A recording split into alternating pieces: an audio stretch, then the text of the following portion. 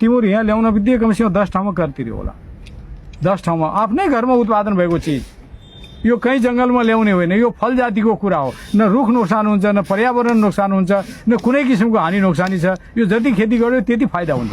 जङ्गलमा फाइदा, पर्यावरणको लागि फाइदा, औषधीय फाइदा, सारा संसार फाइदा हुने। तैपनि यो यति ल्याउनलाई यति गाह्रो छ, यसका झन्झटिला प्रक्रियाहरू यति छन् कि अब त्यो भनेर साध्य छैन। यस्तो किसिमको परिस्थिति छ। टिमुरको कारोबारको रेसियो, निर्यातको कुराहरू सरस्वती थोरै भन्दैन, कहाँबाट ल्याउने गरेका छौँ हामीले? टिमुरको वास्तवमा के छ भने अहिले सबभन्दा बढी यहाँको सल्यान जिल्लामा बढी भइरहेछ। तर अहिले सल्यान, रोल्पा, जाजरकोट, प्युठान, दैलेख, अछाम त उसबाट पनि डोटीबाट पनि केही आएको छ। बागलुङमा पनि हुन्छ। पूर्वतिर पनि केही मात्रामा हल्का रूपमा यो टिमुर खेती हुन्छ। यो जङ्गलमा छैन, अब खेती नै हो र मान्छेले खेती प्रशस्त रूपमा गर्न सकिन्छ। र यसमा एउटै कुरा जडीबुटीको साँच्चै भन्ने हो भने दुईटा कुरा चाहिँ हामी कहाँ गर्न सकिन्छ। एउटा जटामासी कि संसारमा कहीँ छैन, नेपालमा मात्रै बढी छ। र एउटा टिमुर अन्यत्र कहीँ छैन, त्यो हामी कहाँ छ। त्यो टिमुर अन्यत्र छैन। त्यसले गर्दा यसको महत्त्व पनि राम्रो छ, यसको माग पनि छ। र यसलाई व्यापक रूपमा खेती गर्नुपर्छ। रोग किराहरू कसरी लाग्छ भन्ने बचाउनु पर्यो र यसको सङ्कलन र बिक्रीको सहजीकरण गर्नु पर्यो। यो के छ भने 10 रुपियाँ किलो त यो राजस्व हामी त्यहाँ दिन्छौँ। त्यसपछि समयमै कार्ययोजना हुँदैन।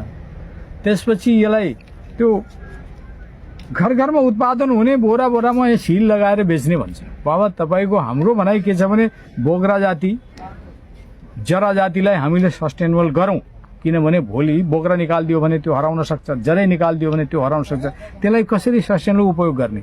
यो केही गर्ने नै होइन भने किन चाहियो जङ्गल?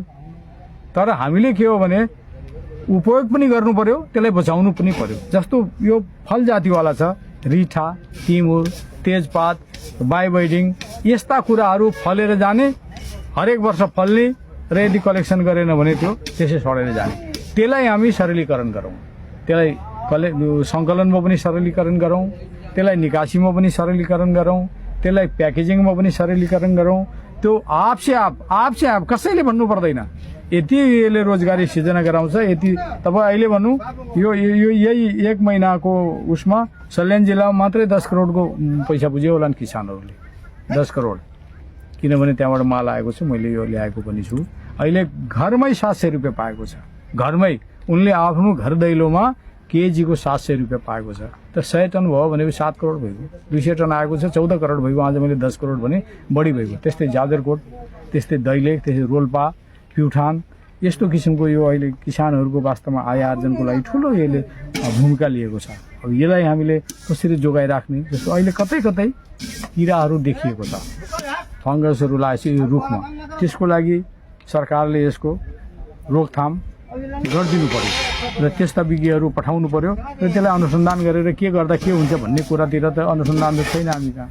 अनुसन्धान हामी कहाँ के छ भने सरकारलाई खालि पैसा मात्रै चाहियो, अनुसन्धानमा तुरन्त पैसा आउँदैन।